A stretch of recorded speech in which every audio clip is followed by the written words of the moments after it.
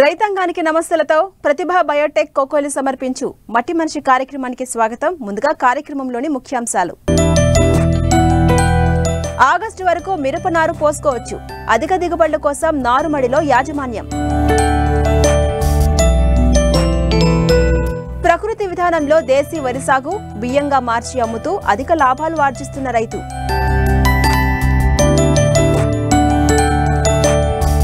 ప్రణాళికాబద్ధంగా 2 ఎకరాల్లో వంగ సాగు ఏడాదికి 4 లక్షల ఆదాయం పొందుతున్న రైతు. వాతావరణ ఆధారిత వ్యవసాయ సూచనలు ప్రస్తుతం పంట పొలాల్లో చేపట్టాల్సిన పనులు.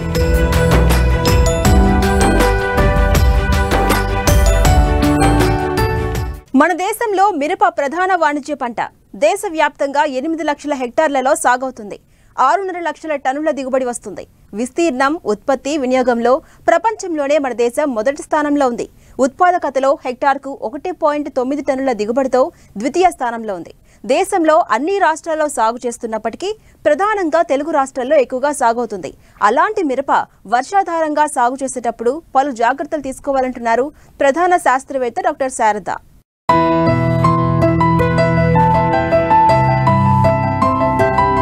తెలుగు రాష్ట్రాల్లో పండించే వాణిజ్య పంటల్లో మిరప చాలా ముఖ్యమైనది. మిరప ఉత్పత్తులకు అంతర్జాతీయంగా ఎగుమతి అవకాశాలు చాలా ఉన్నాయి. ఆహారానికి రంగు, రుచి ఇవ్వడమే కాకుండా మిరపలో విటమిన్లు, ఔషధ లక్షణాలు ఉన్నాయి. దేశంలోని అన్ని ప్రాంతాలలో మిరపను సాగు చేస్తున్నారు. ఆంధ్రప్రదేశ్లో మిరప 1,34,960 ఎకరాలలో రైతులు సాగు చేస్తుండగా 7,39,620 టన్నుల దిగుబడి వస్తోంది. తెలంగాణలో 79,000 హెక్టార్లలో సాగు చేస్తుండగా 2.8 లక్షల మెట్రిక్ టన్నుల దిగుబడిని తీస్తున్నారు. ఇంతటి ప్రాధాన్యత ఉన్న పంటను సాగు చేసేటప్పుడు చాలా జాగ్రత్తలు పాటించాలి. ముఖ్యంగా వర్షాధారంగా మిరపను సాగు చేసే రైతులు జులై, ఆగస్టు నెలల్లో నారు పోసుకోవచ్చు. ఎకరాకు 650 గ్రాముల విత్తనం సరిపోతుంది. అయితే నారుమడుల పెంపకంలో సమగ్ర యాజమాన్య చర్యలు చేపడితే నాణ్యమైన నారు పెరిగి మంచి దిగుబడులు వస్తాయంటున్నారు ప్రధాన శాస్త్రవేత్త డాక్టర్ శారద. మిరపని నారుమడిలో ద్వారా కూడా పెంచి సాగు చేయడం జరుగుతుంది. నారుమడి ద్వారా పెంచినప్పుడు మనకి ఎకరానికి 650 గ్రాముల విత్తనం సరిపోతుంది. నేలలో తగినటువంటి సేంద్రియ పదార్థం ఉన్న సారవంతమైన నేలని, నీటి వసతికి దగ్గరగా ఉండేటువంటి నేలలు, కొంచెం పాక్షికంగా నీడ ఉండేటువంటి భూముల్ని మనం నారుమడికి ఎంచుకోవాలి. ఇట్లా ఎంచుకున్న నారుమడిని 15 సెంటీమీటర్ల ఎత్తు, 1 మీటర్ వెడల్పు, 30 నుంచి 40 మీటర్ల పొడుగు ఉండేటట్లు మనం నారుమళ్ళు తయారు చేసుకోవాలి.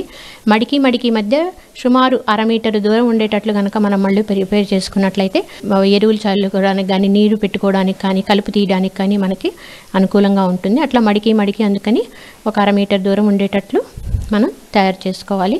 నారుమళ్ళలో ఎటువంటి రాసాయనిక ఎరువులు కూడా వేయన అవసరం లేదు. కాకపోతే సేంద్రియ ఎరువులు, పశువుల ఎరువు కానీ, వేపపిండి కానీ మనం వేసుకోవాలి.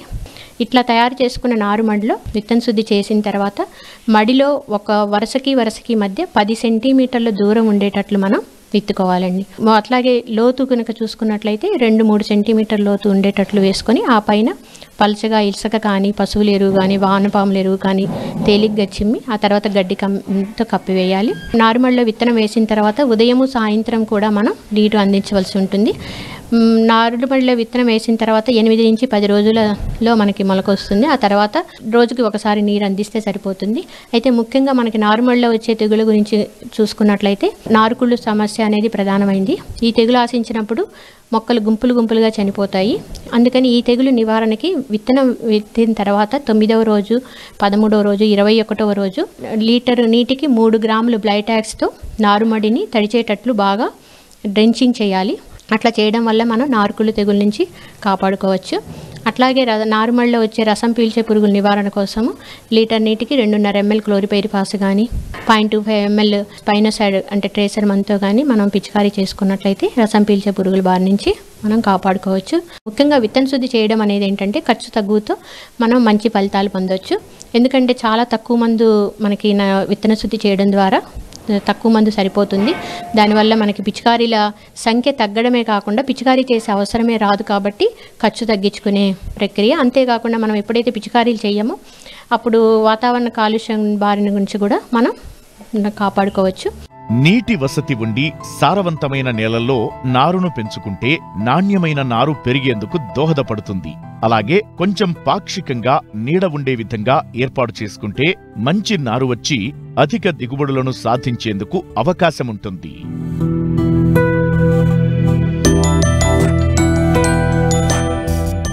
వంగ పంటపై చీడపీడలను అదుపు చేసి ఫలసాయం అందుకోగలిగిన వారు ఏ పంట యాజమాన్యాన్నైనా చేయగలరన్నది పెద్దల మాట. అయితే ఆధునిక వ్యవసాయ పద్ధతిలో వంగ పంట తీయాలంటే తోటను నిత్యం పురుగు మందుల్లో జలకాలాడించాల్సిందే. దీనికి తోడు వాతావరణం కూడా సహకరించాలి. అప్పుడే రైతు వంగ సాగులో విజయం సాధిస్తాడు. ఇలా విజయం సాధించిన వారిలో తిరుపతి జిల్లాకు చెందిన ఓ రైతు వస్తారు. కొన్నేళ్లుగా వంగ సాగు చేస్తూ మంచి లాభాలను ఆర్జిస్తున్నారు.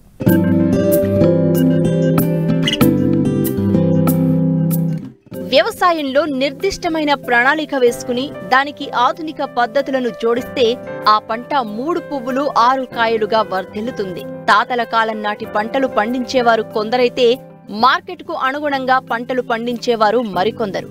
అయితే అందరూ పండించేది నాణ్యమైన పంటే అయినా కొన్ని మెలకువలతో ఆ పంటను మరింత దిగుబడి వచ్చేలా మార్చేయవచ్చని నిరూపిస్తున్నారు తిరుపతి జిల్లా గూడూరు మండలం చెంబడిపాలెం గ్రామానికి చెందిన రైతు నాగేశ్వరరావు.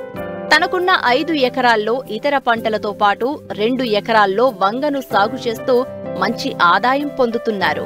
వంగ చెట్లు విత్తనాలు తీసుకుని నారు పోసుకుంటాము. నారు పోసిన 30 రోజులుగా నారు ఏతకొస్తుంది.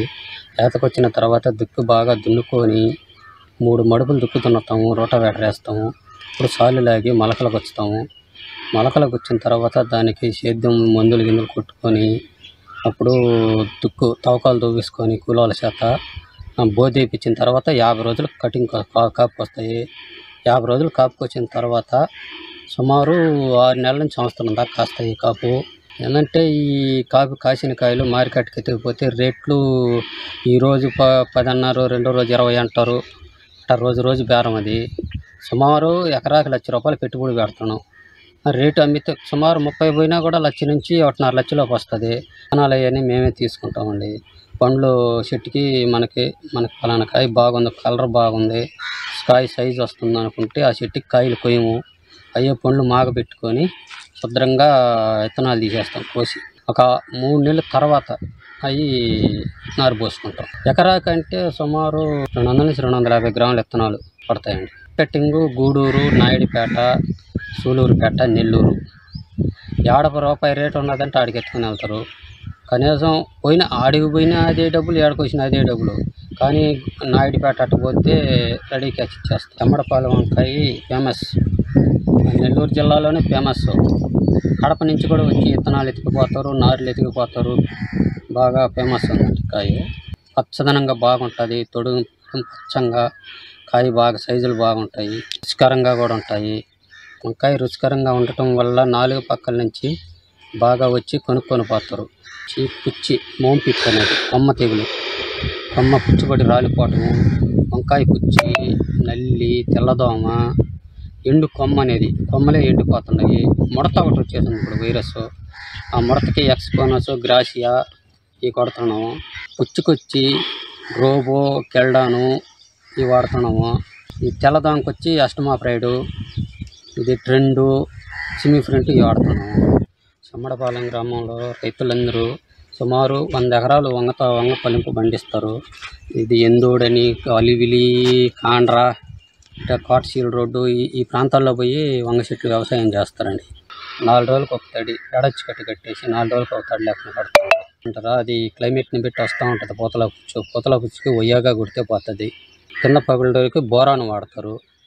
పూతకి ఏమందంటే భూమి ఫ్లవరు ఈ వాడతారండి. పూత బాగా దిగుబడి వచ్చేదానికి. మేము వంగ చెట్లు తవ్వకానికి సుమారు ఎకరాకి 10 మంది, ₹500 కూలి. ఒక తవ్వకానికి వచ్చి 5,000 అవుతుంది. తవ్వకానికి కోతకి మనిషికి వచ్చి 300. ఇప్పుడు ఎకరా వచ్చి 10 మంది దాకా వస్తారు. ఆ 13 ₹3,000 కూలీలు. 4 రోజులకు ఒక కోతగా వస్తామండి. వంకాయలు కోసిన తర్వాత బస్తాలు ప్యాకింగ్ చేస్తాము. ప్యాకింగ్ చేసి మేము గూడూరు మార్కెట్కి తరలిస్తాము. లేదా పక్క నుంచి రైతులు ఎవరైనా వ్యాపారస్తులు వస్తే వాళ్ళకి రేట్ ఫిక్స్ చేసుకుని రేట్ని వాళ్ళకి వేసేస్తాం. వంగ చెట్టుల్లో ఎకరాకి ₹1,00,000 పెడతామండి పెట్టుబడులు. కానీ వంకాయలు కాపుకొచ్చిన తర్వాత రేట్లు ఉంటే సుమారు 1 నుంచి 2 లక్షల దాకా ఆదాయం ఉంటుంది. ఈ రేట్లు లేకుంటే 1-1.5 ఆదాయం ఉంటుంది.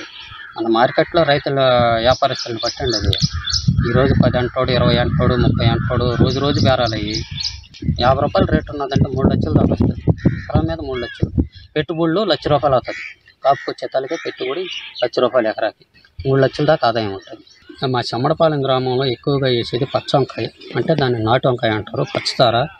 దానివల్ల ఏంటంటే నెల్లూరు, సూలూరుపేట, నాయుడుపేట దాకా ఈ వంకాయ అంటే ఫేమస్ ఎక్కువ. ఇప్పుడు కడపకు కూడా ఎత్తుకొని వెళ్తున్నారు నారులు. సుమారు విత్తనాలు చీరలుగా ఎత్తుకొని పోయి అక్కడే నర్సరీ పెట్టి అక్కడే సప్లై చేస్తారు. మాకు కూడా చెమ్మడపాలెం గ్రామస్తుల రైతులకు కూడా అక్కడి నుంచే సప్లై నారు.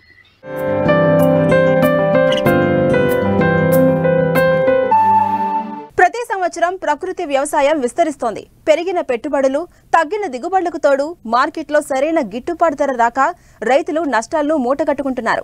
ఇటు భూమి సారాన్ని కోల్పోతుండటంతో రైతులు ప్రకృతి విధానంలో పంటల సాగు చేపడుతున్నారు. అంతేకాదు వినియోగదారులు కూడా మంచి పోషకాలున్న పంటలు ఇష్టపడటంతో పశ్చిమ గోదావరి జిల్లాకు చెందిన ఓ రైతు సేంద్రియ విధానంలో దేశీ వరి రకాలను పండిస్తున్నారు. వచ్చిన దిగుబడిని నేరుగా వినియోగదారులకు అమ్ముతూ మంచి లాభాలు గడిస్తున్నారు.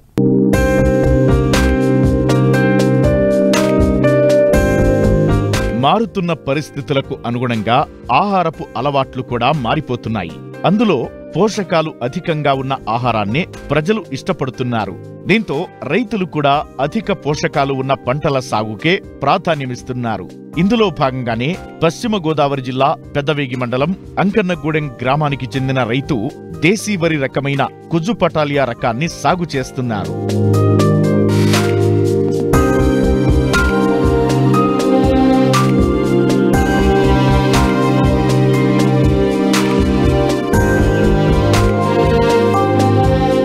ఇదిగో ఇక్కడ కనిపిస్తున్న వరి పైరును చూడండి.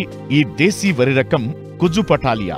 అయితే అందరిలాగే ఈ రైతు కూడా అధిక దిగుబడుల కోసం అధిక మోతాదులో ఎరువులు, పురుగు మందులను వాడేవారు. రాను రాను నేల సారాన్ని కోల్పోయి పెట్టుబడులు పెరుగుతూ దిగుబడులు తగ్గుతూ వచ్చాయి. దీంతో 8 ఏళ్లుగా ప్రకృతి వ్యవసాయం చేయడం ప్రారంభించారు. 2 ఏళ్లుగా దేశీ వరి రకాలను సాగు చేస్తున్నారు. ప్రస్తుతం రబీలో కుజు పటాలియా రకాన్ని సాగు చేస్తున్నారు. మరో 10 రోజుల్లో కోత కోయనున్నారు. ఈ వరి పంట సాగు చేయడం జరిగింది. ఇది ఎలా అంటే మన రైతు సాధికార సంస్థ చైర్మన్ గారైన విజయ్ కుమార్ గారు, మా జిల్లాలో జిల్లాధికారి అయిన ప్రకృతి వ్యవసాయ విభాగం అధికారి అయిన తాతారా గారు సూచనల మేరకు మాకు ఇప్పుడు రైతులందరూ కూడా వరి పంట సాగు చేస్తూ ఉన్నారు. దాని విధానంలో అందరూ వాడే విత్తనాలన్నీ కూడా హైబ్రిడ్ వెరైటీసు. ఇది మనుషుల యొక్క ఆరోగ్యరీత్యా మేము ఏం ఆలోచించామంటే, మాకు మా తాతారా గారి ఆదేశాల మేరకు ఈ దేశవాళీ విత్తనాలని వాటిలో అన్నింటిలో కూడా పోషకాల విలువలని ఎక్కువగా ఉంటాయి. అనువైన రకాలు మేము ఎంచుకోవడం జరిగింది. అంటే ఇందులో నల్ల రకాలు ఉంటాయి, తెల్ల రకాలు, ఎర్ర రకాలు.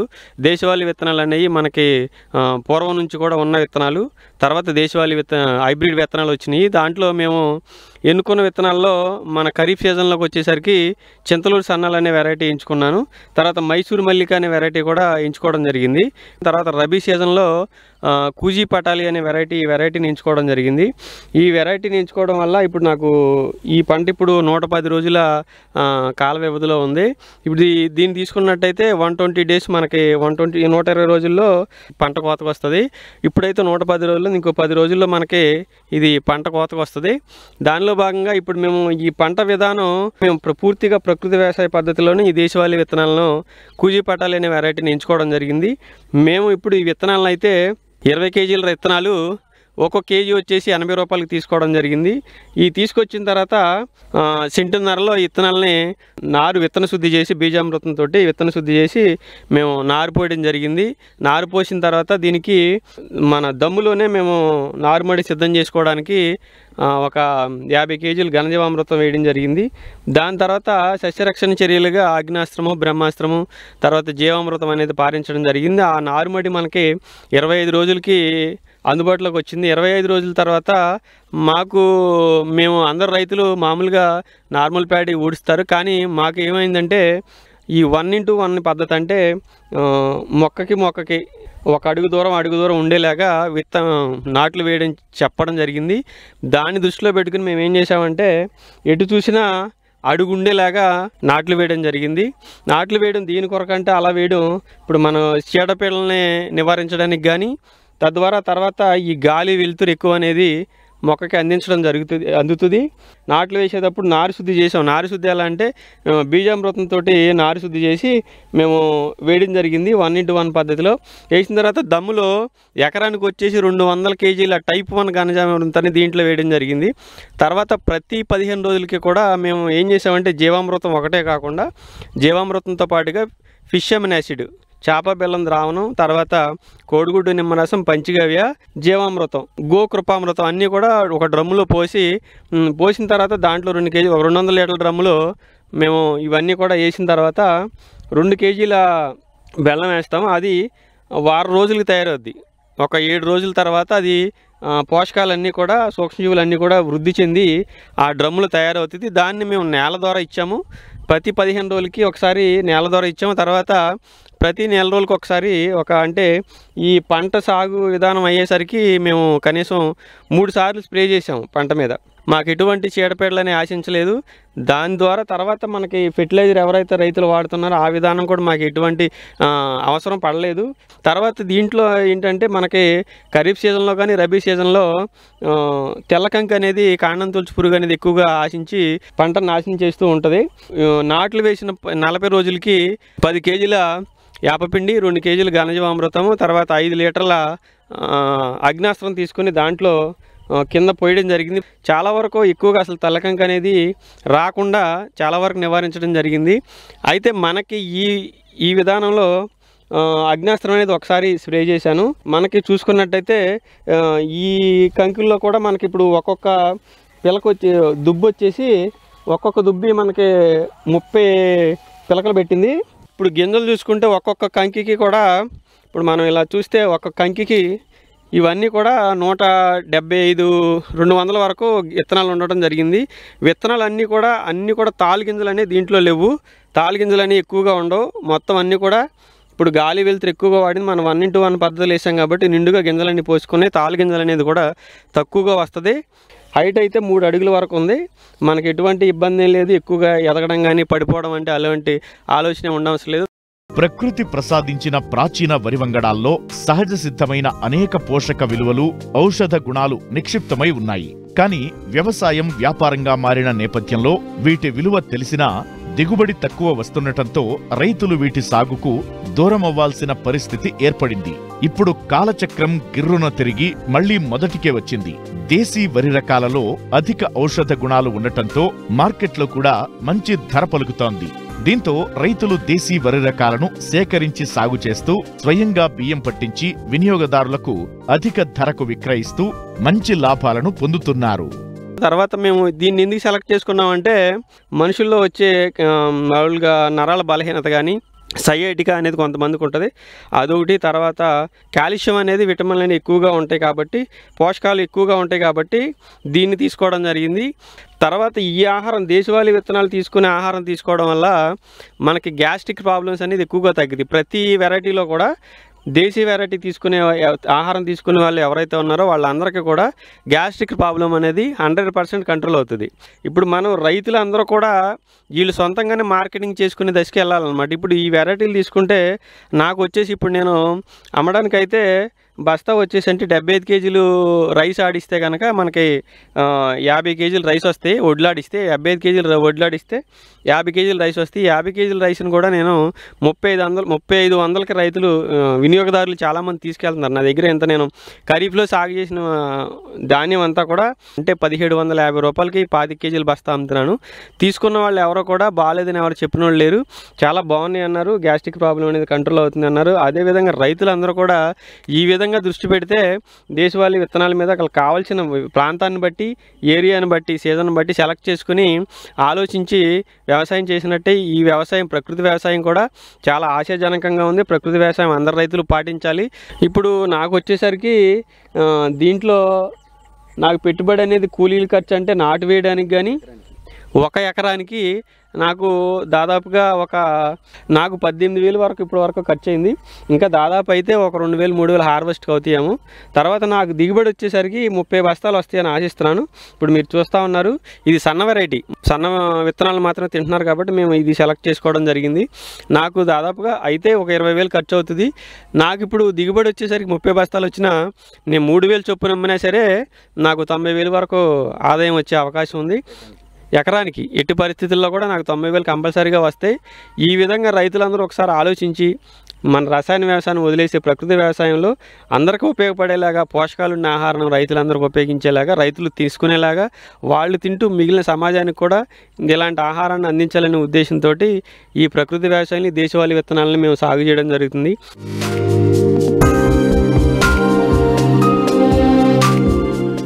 ప్రొఫెసర్ జయశంకర్ తెలంగాణ వ్యవసాయ విశ్వవిద్యాలయం వారు అందిస్తున్న వాతావరణ ఆధారిత వ్యవసాయ సూచనలను ఇప్పుడు తెలుసుకుందాం. హైదరాబాద్ వాతావరణ కేంద్రం అందించిన సమాచారం ప్రకారం రాబో 5 రోజులు అక్కడక్కడ తేలికపాటి నుండి ఓ మోస్తారు వర్షాలు కురిసే అవకాశం ఉంది. పగటి ఉష్ణోగ్రతలు 37 నుండి 46 డిగ్రీల సెల్సియస్, రాత్రి ఉష్ణోగ్రతలు 24 నుండి 32 డిగ్రీల సెల్సియస్ మధ్య నమోదయ్యే అవకాశం ఉంది. రాబో 24 గంటల్లో ఉమ్మడి ఆదిలాబాద్, కరీంనగర్, ఖమ్మం, నల్గొండ, వరంగల్, మహబూబ్ నగర్ జిల్లాలతో పాటు సిద్దిపేట జిల్లాలో అక్కడక్కడ వడగాల్పులు వీచే అవకాశం ఉంది. రాబో 5 రోజుల్లో రాష్ట్రంలో వివిధ జిల్లాలలో అక్కడక్కడ ఉరుములు, మెరుపులు, ఈదురు గాలులతో వర్షాలు కురవనున్నాయి.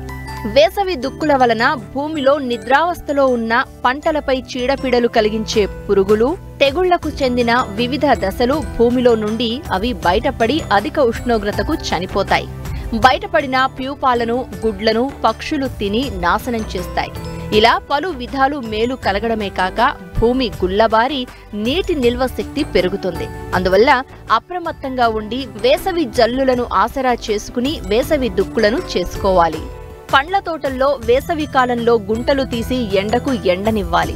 దీని వలన నేలలో ఉన్న పురుగులు, వాటి గుడ్లు, తెగుళ్లను కలిగించే శిలీంధ్రాలు నశిస్తాయి. ఆ తర్వాత పండ్ల మొక్కలు నాటుకోవడం మంచిది.